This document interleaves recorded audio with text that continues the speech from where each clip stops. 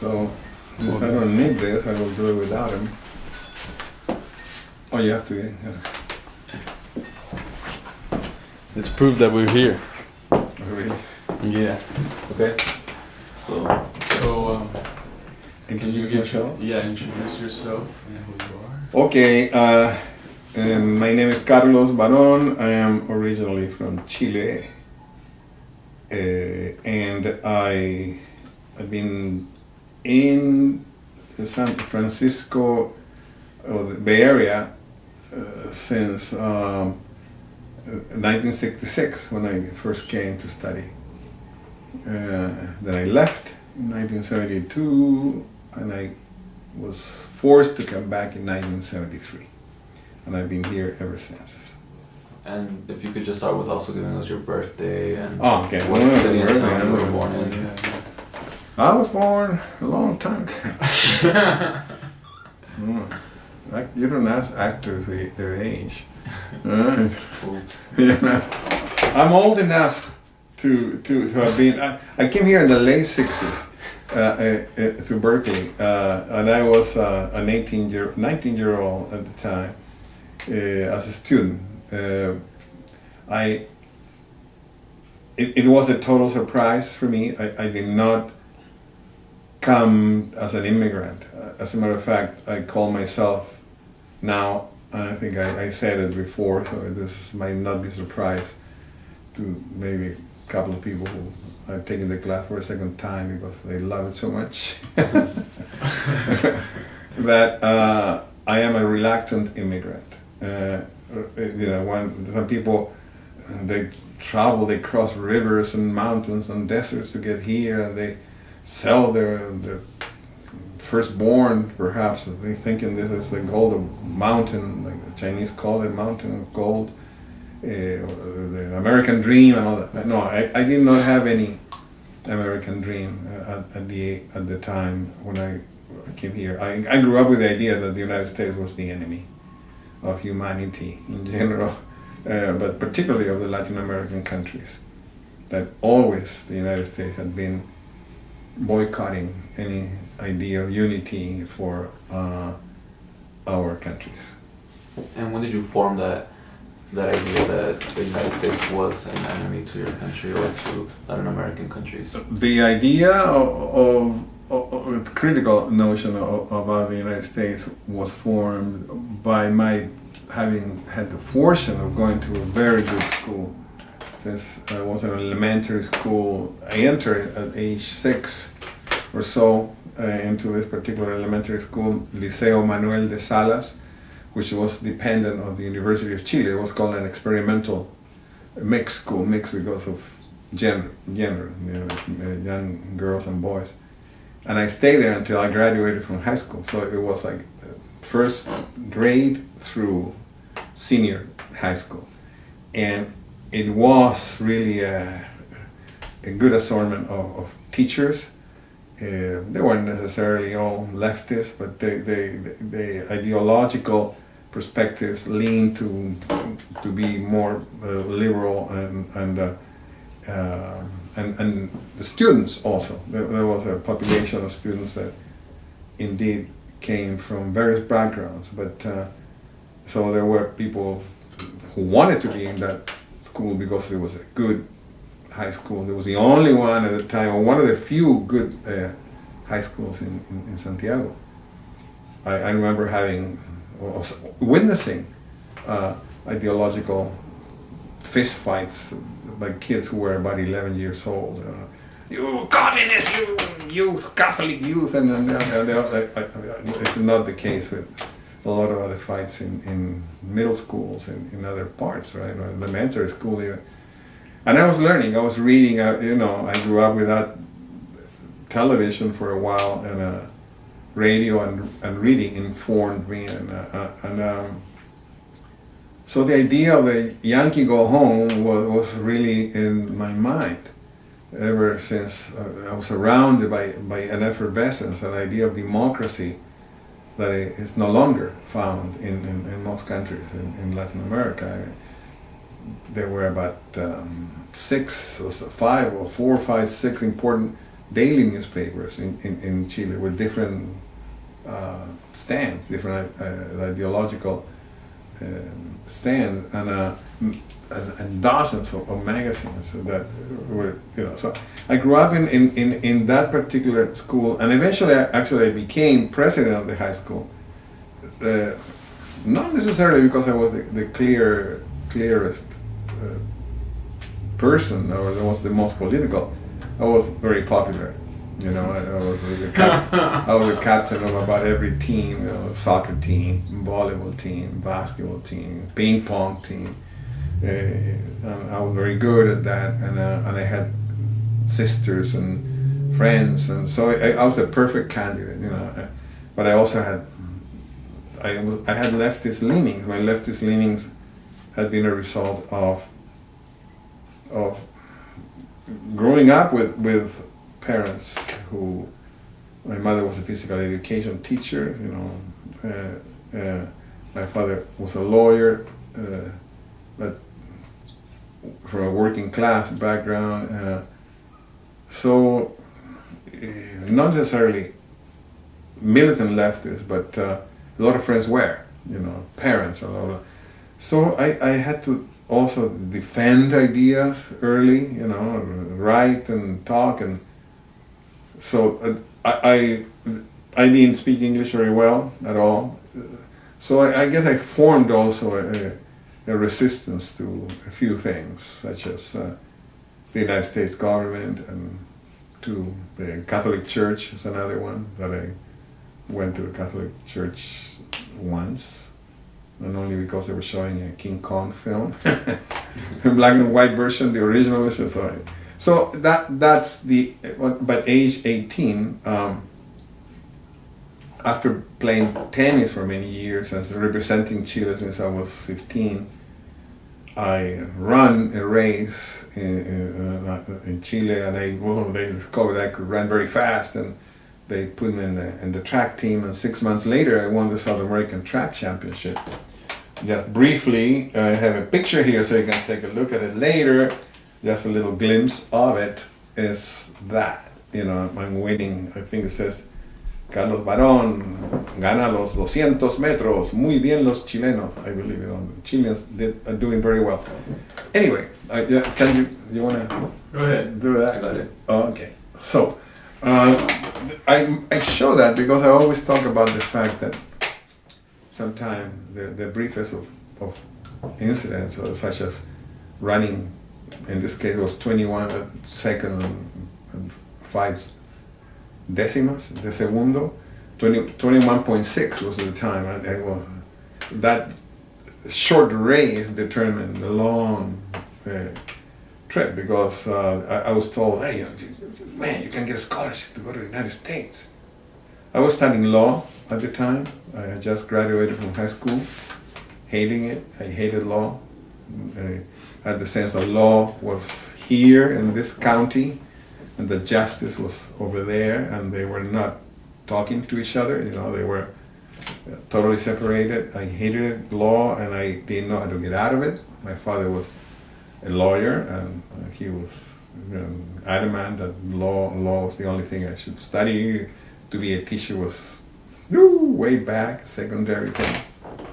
So I welcomed the possibility, and I got a scholarship to come to UC Berkeley. I received offers from UCLA, San Jose State University, Brigham Young, and I almost went to Brigham Young without knowing. The same thing, Brigham Young, Berkeley, it's all gringo land, right? I mean, I don't care where I land. Imagine the big mistake I would have made if I landed in Brigham Young, Utah, instead of UC Berkeley. But I landed in UC Berkeley in the middle of the late 1960s. How was your first day here in the United States? My first day, it was puzzling. It was.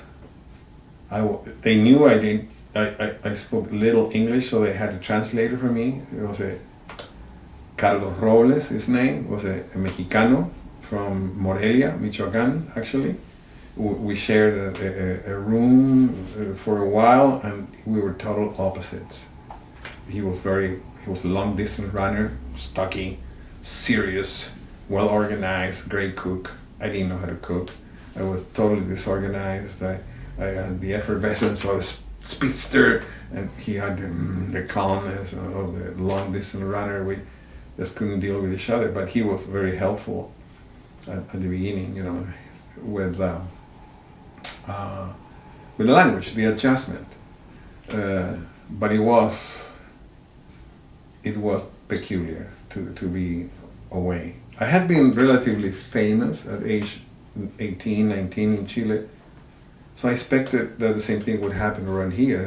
People would recognize, oh, there's Carlos Baron, but of course nobody knew who the hell I was, and I kind of liked it, and it's something I still think I can do. I can walk down Mission Street or anywhere, and people, they don't really know who I am, and people say I'm full of bull because they know because you're famous, and I don't think so. You know, frankly, I'd rather keep my low profile. I'd rather be relatively unknown. But you make that choice. You know, I made my choice when I graduated from Berkeley. I graduated. Now what I do? I go back to Chile. What year was this? This was 1971, 1970. Yeah, 1970. And you got a degree in Berkeley from Sociology. sociology. Okay. Not that I wanted to come study sociology. I thought everybody came to the United States to study business administration. What else were you going to study in the United States? Business, of course. So I took a class in business administration. I lasted half an hour. So I said, this is not for me. I walked out. What was it like in 1968? I mean, there was a big strikes at Berkeley State and in the Olympics, the running and all of that. I was going to go to the running. I was going to go to the 68 Olympics. But I pulled my muscle, which was always a problem with me. It was palpable. It was an amazing time. You guys have missed it, okay? Totally. I mean, it's like, you should be envious, and anybody should be envious of what happened in the 60s. And it was caused, in a sense, by the fact that there was a war raging, the Vietnam War, and people were for or against, but the movement against grew out of the young people's efforts. The hippies, not the hipsters, were the main movement, you know, and it wasn't even a movement, it was an attitude, it was a rebellion.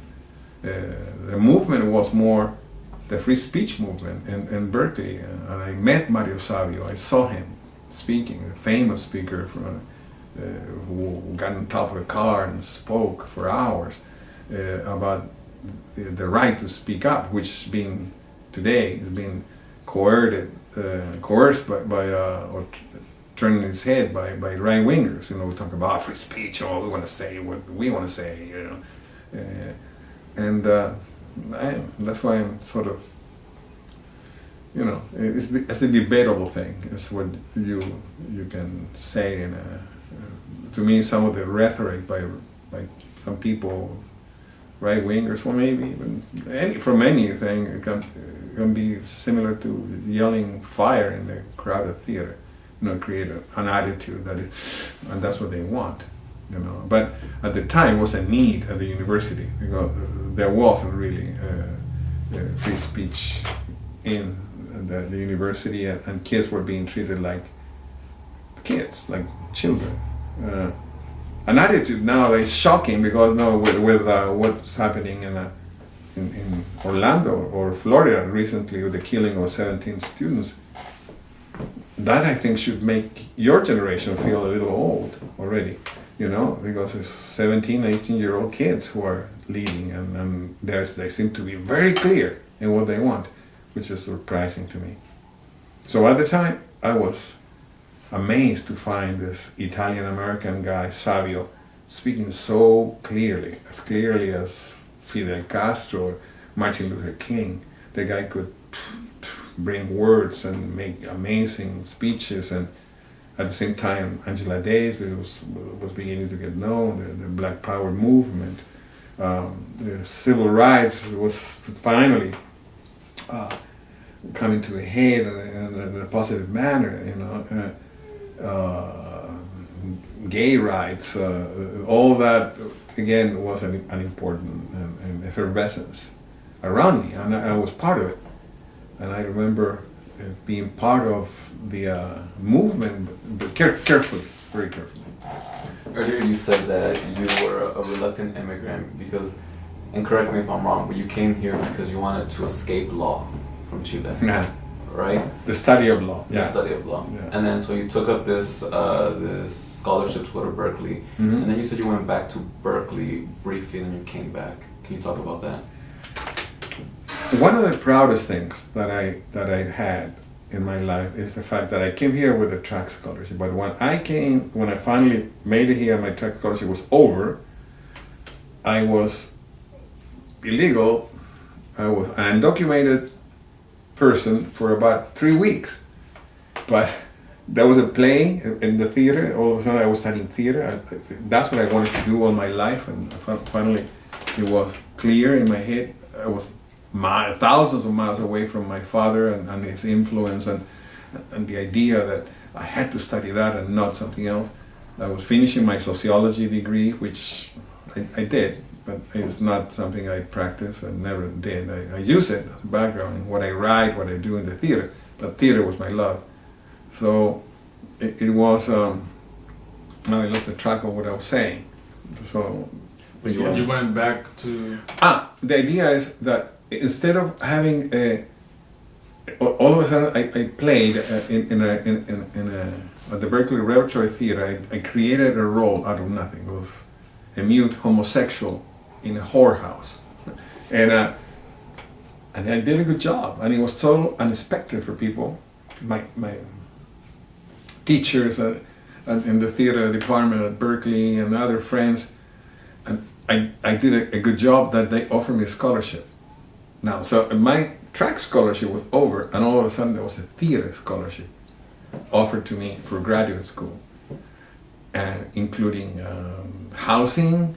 Wow. That a professor said, I live in the hills in Berkeley. I have a little house, it was like a cottage, you see what I mean, overlooking the stream. And wow. But I turned it down because I'd rather stay at this old house in the old Berkeley Repertory Theater in College Avenue on the edge of Oakland and Berkeley.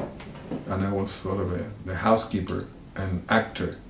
So, but that kept me here. That kept me in the United States with student scholarship and blah, blah, blah. But then Allende was elected in Chile, Salvador Allende, the first socialist president elected via democratic process. Instead of revolution, they voted him in, the Chileans did. And he came to power in 1970. And I found myself studying another year and looking at what was going on in Chile and being interested very much. And here I was finishing my graduate school. I just wanted to be back in Chile. So that's where I decided to just leave California.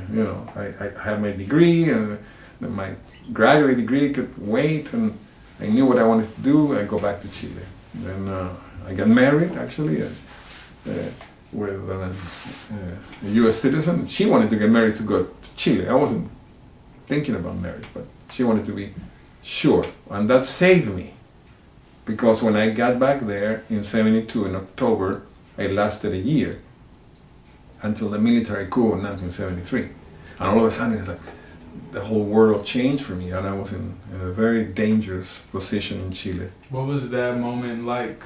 Do you remember September 11, 1973? Oh yeah, well yeah, I remember it very well. I was awakened in the morning early by a phone call, the military coup, turned the radio on. Everybody was waiting for a military coup, perhaps, but also there were some people were saying, and among them people in the government, socialist government, communists, but the party said, no, our militaries are constitutionalists. So there were forces that said, no, arguing, no, it's not going to be a coup. Yeah, it's going to be a coup. The feeling in the air, and I put your finger, yeah, it's going to be a coup. Obviously, it's going to be a coup. The United States was planning it. The rich was planning it. They're not going to let people get away. Democracy, it was not created so that people would win, really. So the guy who put the ball, the democracy ball, said, I'm taking the ball away.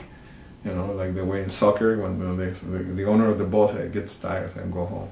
So that's what happened, So all of a sudden, it's like, hey, what's happening? And the coup happened in 1973, September 11th. That day, I went to defend the government. I with my friend Diego. He picked up ¿cómo se llama? Una onda. Bonero. No, Bonero. No. Slingshot. A slingshot. He picked up a slingshot and I took a kitchen knife. And we grabbed a bus and we went downtown to defend the palace, the presidential palace. Then we realized that everybody was coming back this way. And we were a few people on the bus going that way. And the guy stopped a few blocks away from the presidential palace, and then we started making our way block after block to the palace, because we had agreed with people in the School of Theater Dance that was close to the presidential palace to meet that day and organize. And it wasn't easy, because in every corner they were shooting, just preventing people from crossing the streets. So they were doing shooting in the air, so people, to create barriers. So you have two street crossings, so people were shooting here, then shooting there, taking their turn. But then we timed them. I said, hey, okay, they're taking like 20 seconds, every 20 seconds. So they stopped, then we ran, and we advanced, and we got to in front of the place, the school, and all of a sudden we realized that our friends are being taken into a big bus, and they're being taken prisoners. Their hands up, all the members of the dance theater group that I was directing. So we realized there isn't much to do here, and we looked around. There's a guy hiding by a kiosk, a newspaper kiosk, a few feet away, and he's also looking. And all of a sudden there's a shot, and boom, and the guy's dead, right? And there we are with our slingshot and the knife, and we hear the planes, the bombers, and Allende, the president, is fighting 2.5 blocks from where we are. There is a totally uneven fight. He's there with about 15 people, and there's hundreds of them, and but been defending himself for a while. So they decide to bomb the government, the palace. And there we are deciding what to do, and the planes come around, and then this time drop the bombs on the palace. Maybe you've seen the famous photos of the presidential palace in flames in Chile. But you should look at it, and we saw it, and maybe you can even introduce, there's many, all of a sudden, right next to us, the end of all the things that we were, hoping for. Holy shit. So we left the knife, we left the slingshot, and we made our way back to our house. And there were no buses, nothing. There were just people running here. We saw dead people in the streets, and that's it. We were totally disillusioned. We were lost. We were disappointed, But then, finally, we turned a corner into a street just to keep walking away, and we realized we turned a corner into a street that had some military barracks there, and there were the military there standing. And then we walked like, shit, there's a bunch of policemen having picnic, and we are, I don't know, young black people making noise. We're like, oh! And we said, no, we cannot turn around, and because it would be suspicious. So we need to keep walking. And the military barrack were in that side of the street. We were walking in the middle of the street. There was no traffic. So we just kept walking that way, trying to look relaxed, that kind of shit. And but all of a sudden, a woman appears on the other side of the street.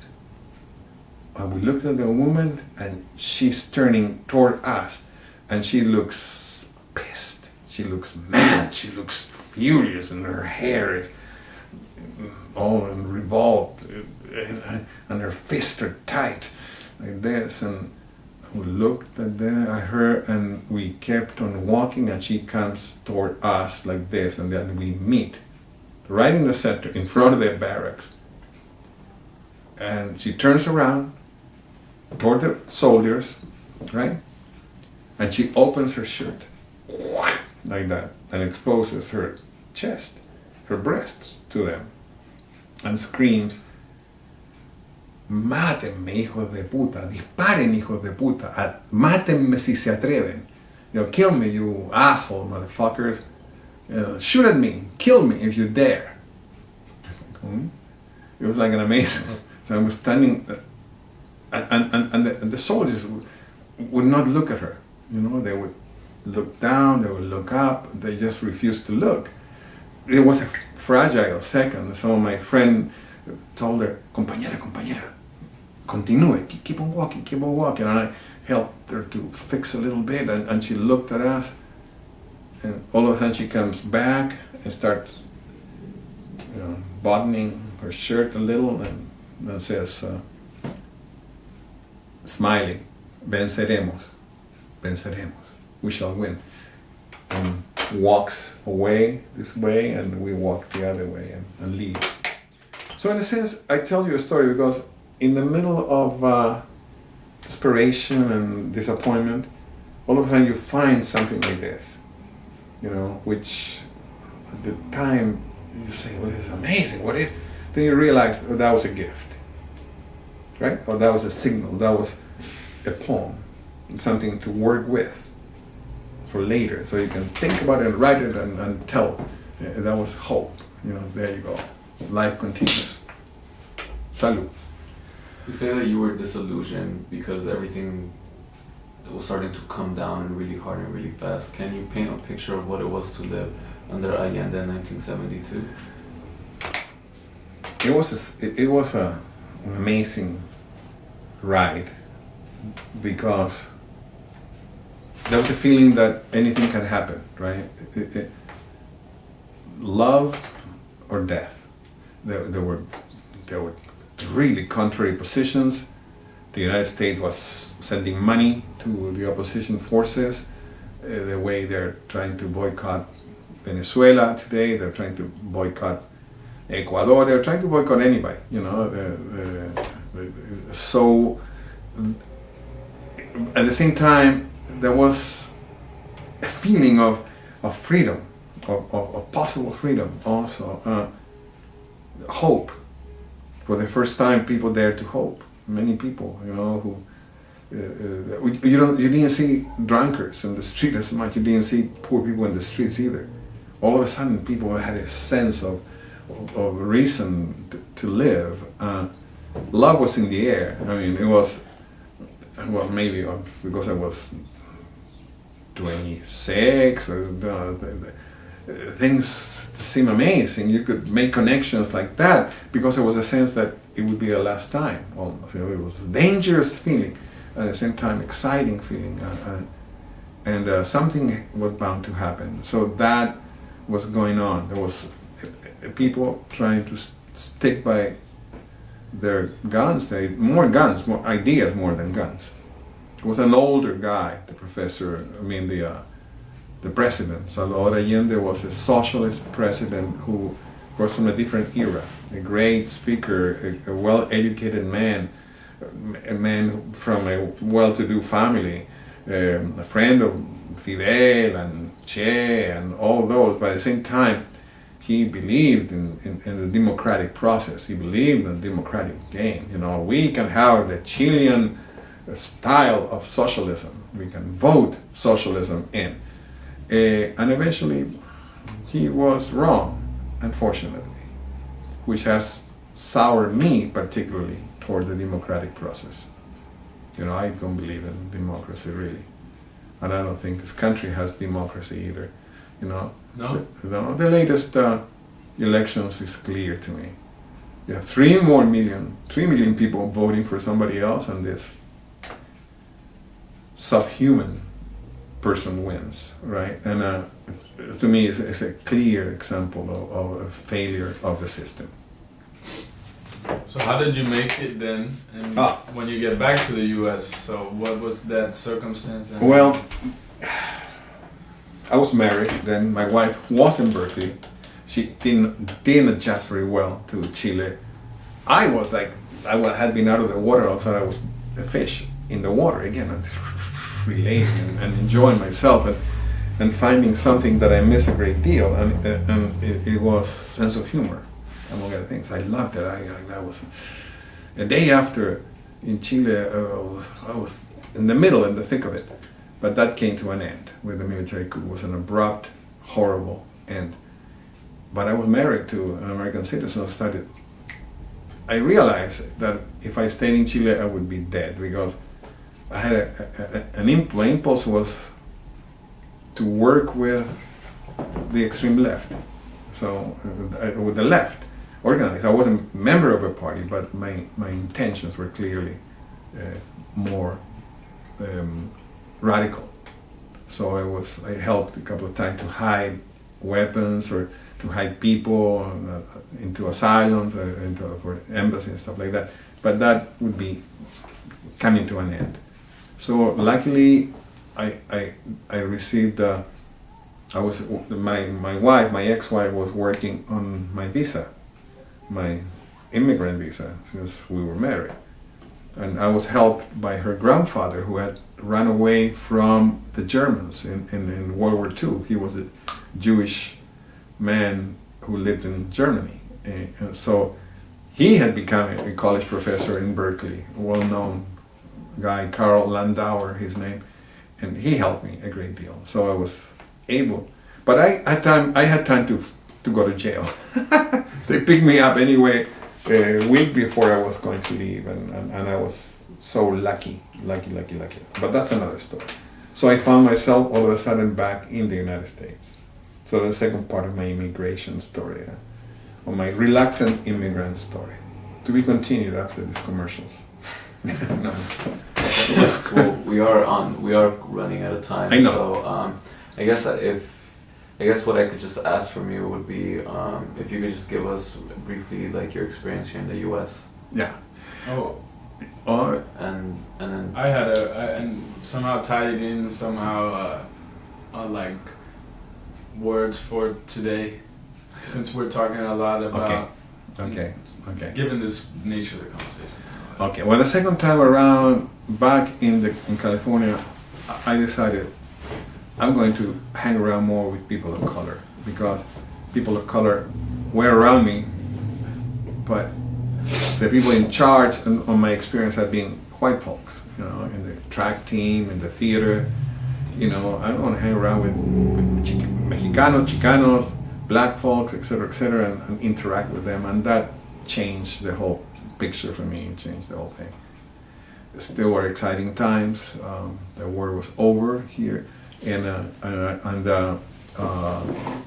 I formed my own theater. I worked in a factory in the Mission District after Chile for about a year. So I became more of a working class stiff, but at the same time an activist through the theater, doing bilingual theater. So, and then my first daughter was born, and then a second daughter was born, and then eventually 2 more kids. So I became a father and eventually a grandfather, and I've been here forever. And I am a citizen of the United States. I was a resident first for many years until I became a citizen, and I have my feelings about that. What's that? No, I was saying you're part of the USA now. Huh? Yeah, I am. Yeah, I'm an ulcer, But you know, the main thing I would say, I would not say, I would say I'm a very healthy part of the United States. I am healthier than those people in charge, definitely. I am healthier than a lot of my colleague teachers, because I was born in Chile, because I had received that education, because I haven't been someone who's pushing my ideas into students. My main thing has been to demystify what I'm teaching, demystify acting or storytelling or the Latino American history or whatever, and make them think for themselves, which in itself is a revolutionary thing, because here they're spoon feeding BS to you. And so I've done my work. I'm proud of the work I've done. I have, if anything, too bad that I'm less important. I mean, there are kids, of course, like those two kids leading today the movement, the survivors of the shooting in Florida. Not just two, there are many, but the Cuban American young woman, right, and Hawks, also the other white kid, who I don't know where they express such clarity in what they say, and that is, of course, welcome and resented, because the educational system, the system itself, they'd rather have you dumb and shut up.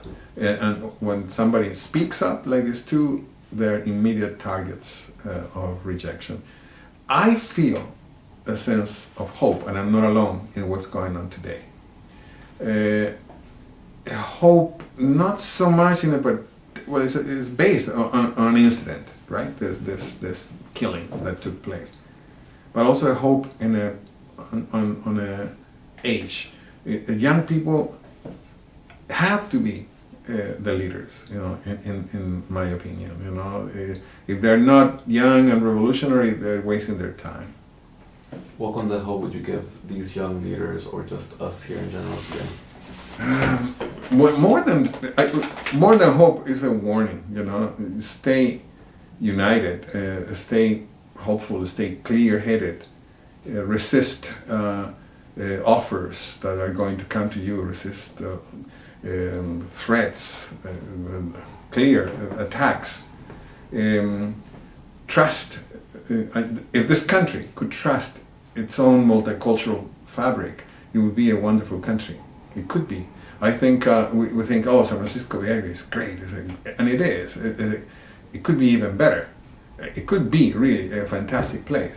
It's just that there's still a reluctancy to be generous with each other and to share the dream, the so-called American dream, which you can only dream if you're sleeping, you know, because in reality it's not really available to most.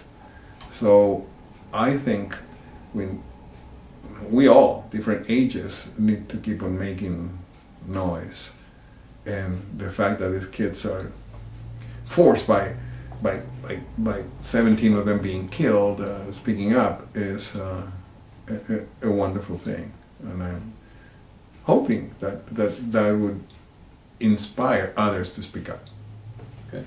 Well, we ran out of time. Thank you very much.